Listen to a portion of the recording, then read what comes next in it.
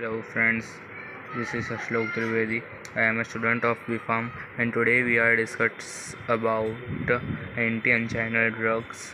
So can we start now? Firstly, this is our today's topic, anti-angina drugs. Unit number 1, Pharmacology of drugs acting on CVS, cardiovascular system. Anti-angina drugs. Today's our discussion main point of view. So angina मतलब heart में pen. ये कोई ऐसा वैसा नहीं, बहुत ही severe pain होता है हार्ट में जो हम सहन भी नहीं कर सकते।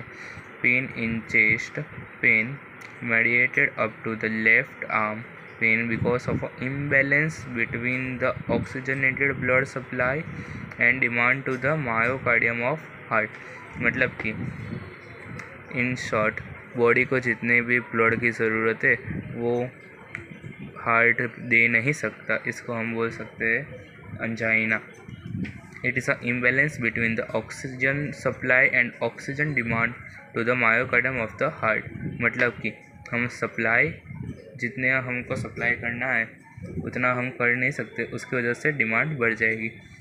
इसे हम सिंपल लैंग्वेज में समझने जाए तो like we are a businessman, so जिसकी भी नीड ज़्यादा होगी, ज़रूरत ज़्यादा होगी, हम वो उतने हिसाब में नहीं बेच सकते। हमारा आगे से माल बेच ही नहीं रहा तो फिर उसकी डिमांड तो बढ़ेगी, बस इतना ही है। It is a imbalance between the oxygenated supply and oxygen demand to the myocardium of the heart. Now decrease the oxygenated blood supply to the heart. Oxygenated blood supply angina में क्या होगा, decrease, लो हो जाएगा। उसकी वजह से increase the demand of the oxygen in heart. यहाँ का क्या हो रहा था, ऑक्सीजनेटेड ब्लड सप्लाई डिक्रीज हो रहा था, उसकी वजह से डिमांड क्या हो गई, बढ़ गई। ये कम दे रहा था, उसकी वजह से उसकी डिमांड बढ़ गई। अब आगे, angina caused by a coronary flow that is insufficient to meet oxygen demand of a myocardium. Now, type of angina, there are three types. First is a stable, also known as a classical angina. Second one is a unstable, and third one is a variant. Stable angina, unstable angina, and variant angina. Now, stable angina, where is a deposit of a plaque in the blood vessels. Plaque is also known as a clot. ये देखो यहाँ, ये क्या है, हमारी एक blood vessel, heart के अंदर के एक ब्लड वेसल से ये वाली, उसके अंदर ये क्या हो रहा है, तो प्लेक्यू मतलब एक जगह पे क्लॉट हो जाना।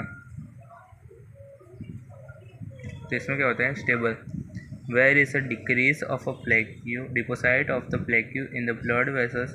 It is due to oversized emotional stress. मतलब इमोशनल स्ट्रेस की वजह से क्या हो रहा है, ब्लड वेसल्स में क्लॉट हो रहा है, क्लॉटिंग हो जाएगी ब्लड वेसल्स में, तो उसकी वजह से क्या होगा, ब्लड फ्लो डिक्रीज हो जाएगा और डिमांड क्या होगी, बढ़ जाएगी। Now this is the common type of a angina. Stable angina is a common type. कैसा है वो, common type है। Now unstable angina, it is characteristic by a at rest due to a coronary thrombosis. It is because of a vasospasm और vasoconstriction। मतलब कि ये देखो, ये क्या है, हमारा हार्ट की एक वेन, उसमें क्या हो रहा है, ये पूरी, यह भी पूरी ओपन है, क्या है, ओपन है, ये पूरी ओपन है, राइट। तो अब आगे क्या हो रहा है, देखो ये जो जगह दिख रही है आपको, ये इधर क्लॉट हो रहा है, क्या हो रहा है, क्लॉट, वरना कंस्ट्रिक्शन मतलब दबाना, पता चला यहाँ पे कंस्ट्रिक्शन हो रहा है, उसकी वजह से ये जो इसमें ब्लड फ्लो हो रहा है वो इधर अटक जाएगा। आगे variant angina, it is a very uncommon type of angina. Stable angina था, वो क्या, स्टेबल और अनस्टेबल कैसे थे, कॉमन टाइप थे। अब वेरिएंट बहुत ही कम लोगों को होता है, इसलिए हम इसको बोल सकते हैं uncommon type of angina. usually occur at a rest and during sleep due to a coronary vasospasm. आप जब तक सो रहे हो तब तक कुछ भी नहीं होगा, लेकिन जैसे ही आप मूवमेंट करोगे, खड़े होगे, उसके बाद ये अपना असर दिखाना शुरू कर देगा। देखो लाइक ये हार्ट में से क्या हो रहा है, एक वेन निकल रही है, तो इधर इसमें अलग अलग जगह पर क्या होगा, प्लेक्यू बन जाएंगे, मतलब क्लॉट हो जाएंगे बड़े बड़े। उसकी वजह से ब्लड को फ्लो करने में दिक्कत आएगी, और ब्लड फ्लो होने में दिक्कत आएगी तो क्या होगा, हार्ट में चेस्ट में पेन होगा, और उसको हम बोलते हैं angina. It is a because of a plaque and additionally aggregate of a platelets.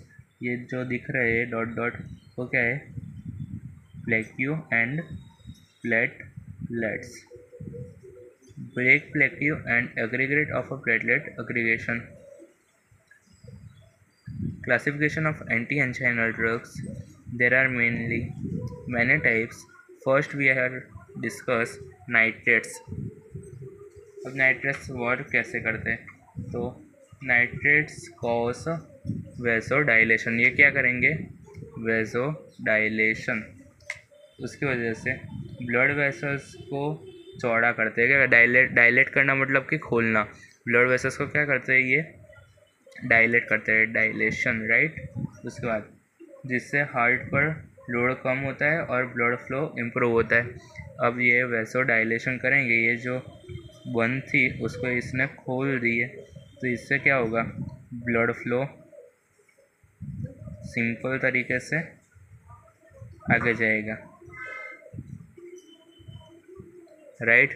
अब ब्लड फ्लो सिंपल तरीके से आगे जा रहा है, तो उसकी वजह से क्या होगा, अंजाइना में राहत मिलेगी। दर्द होगा, नहीं होगा बिल्कुल भी, बिकॉज ऑफ नाइट्रेट्स। हमने पेशेंट को नाइट्रेट्स दी है, तो उसकी वजह से क्या हो रहा है, जो वैसो डायलेशन, वैसो कंस्ट्रिक्शन, इधर देखो याद हो तो, इधर वैसो कंस्ट्रिक्शन हो रहा था, याद है, कंस्ट्रिक्शन हो रहा था। ये क्या करेगा, नाइट्रेट्स लेगा, उसके बाद डायलेट हो जाएगी, पूरी खुल जाएगी। अब आगे, अब इसमें आता है दो टाइप, नाइट्रेट्स में दो टाइप आते हैं। कौन कौन से, short acting and long acting. Short acting में क्या आता है, तो GTN, आइसोसॉर्बिडिन, डायनाइट्रेट्स। उसके बाद लॉन्ग एक्टिंग में आइसोसॉर्बिडिन, डायनाइट्रेट्स। ये दोनों में कॉमन आएगा, लेकिन ये GTN है वो आप शॉर्ट एक्टिंग में याद रखना। अब इसमें आता है आइसोसॉर्बिडोन, राइट। ये क्या है, आइसोसॉर्बिडोन। उसमें क्या है, इसमें आइसो का मतलब क्या होता है, आप लोगों को मालूम है, आइसो मतलब सिमिलर। सो वैसे भी याद रख सकते हो, नाइट्रो के साथ आइसो आता है, नाइट्रो आइसो। अब आगे बीटा ब्लॉकर्स। बीटा ब्लॉकर्स तो सबको मालूम ही है। बीटा ब्लॉकर्स में कॉमन क्या आएगा, लॉल। क्या आएगा, lol. Propranolol, atenolol, metoprolol and others. तो इसमें सब में लोल आता है, ये तो आपको मालूम हो गया। अब लोल वाले सारे ड्रग्स बीटा ब्लॉकर्स में आ जाएंगे, ये तो याद रखना। फर्स्ट कौन सा था, नाइट्रेट्स। नाइट्रेट्स में क्या करता है, वैसोडाइलेशन। उसकी वैसोडाइलेशन हो गई, इसलिए जो ब्लड वेसल्स कंस्ट्रिक्ट हो गई थी वो खुल जाएगी। उसके बाद उसमें दो टाइप आएंगे, short acting and long acting. Short acting में क्या आएगा, आइसोसॉर्बिडोन, लॉन्ग एक्टिंग आइसोसॉर्बिडिन। इसमें एक GTN याद रखना है। उसके बाद बीटा ब्लॉकर्स कौन कौन से है, तो propranolol, atenolol, metoprolol and others. Beta blockers, beta blockers में क्या आएगा, लॉल आएगा। क्या, LOL याद रखना। और इसमें नाइट्रो के साथ आइसो आएगा। आगे अब थर्ड टाइप कौन सा है, कैल्शियम चैनल ब्लॉकर। कौन सा है, कैल्शियम चैनल ब्लॉकर। अब इसमें क्या आता है, पहले हम समझ लें एक बार। इसमें सब में पीछे क्या आएगा, डिपिन। बीटा ब्लॉकर्स में क्या आ रहा था, लॉल, LOL, याद है ना। अब कैल्शियम चैनल में क्या आ रहा है, तो इसमें आ रहा है कि डिपिन। क्या आ रहा है, डिपिन, ये याद रखना, ठीक है। डिपिन वाले सारे ड्रग्स आएंगे कैल्शियम चैनल ब्लॉकर्स में। अब इसमें क्या है, डाईहाइड्रोपिरिडिन, डाईहाइड्रोपिरिडिन याद रखना। अब ये वर्क कैसे करता है वो पहले जान लें, उसके बाद ये ड्रग्स के नाम याद रखते हैं। ये वर्क ऐसे करता है कि कैल्शियम चैनल को ब्लॉक कर देगा। ये क्या कर देगा, कैल्शियम चैनल को ब्लॉक कर देगा। उसके बाद जिससे जो ब्लड वेसल्स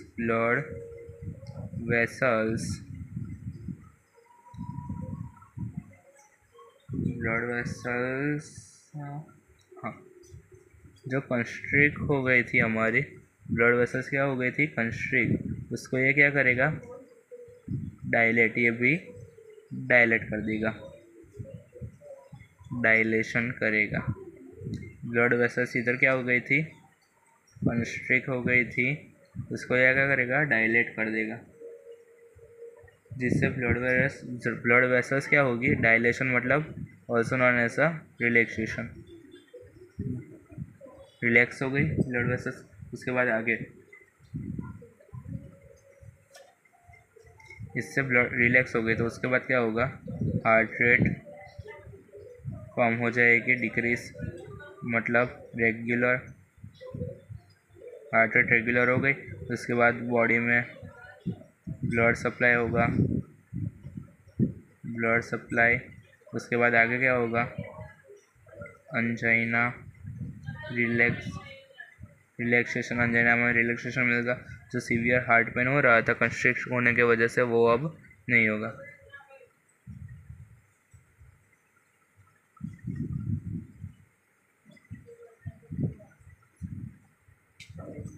अब निफेडिपिन, एम्लोडिपिन, लासेडिन, निमोडिपिन, बेनेडिपिन, फेलोडिपिन, नाइट्रोडिपिन, लर्कानाडिपिन, क्लिनेडिपिन, नियाडिपिन। उसके बाद आगे ये फर्स्ट कौन सा है, डाईहाइड्रोपिरिडिन। अब सेकंड कौन सा है, this is also known as a non dihydropyridine. And ये दूसरा टाइप है, कौन सा, टाइप 2। ये किसका टाइप है, कैल्शियम चैनल ब्लॉकर का, नॉन डाईहाइड्रोपिरिडिन। उसमें दूसरा क्या है, benzothiazepine derivatives, also known as a benzothiazepine derivatives. तो इसमें दो ही ड्रग है, वेरामापिल एंड दिलटायरसिन। इसको हम ऐसे भी याद रखते हैं, वेरा का दिल,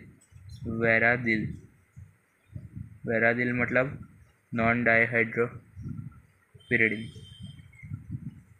आगे कौन सा है, पोटेशियम चैनल ब्लॉकर ओपनर। ये क्या करेगा, तो K+ चैनल को ओपन कर देगा। क्या करेगा, कैल्शियम चैनल को ओपन कर देगा। उसके बाद पीना नाम की एक लड़की थी, क्या थी, पीना नाम की एक लड़की, उसने निको के साथ शादी कर ली।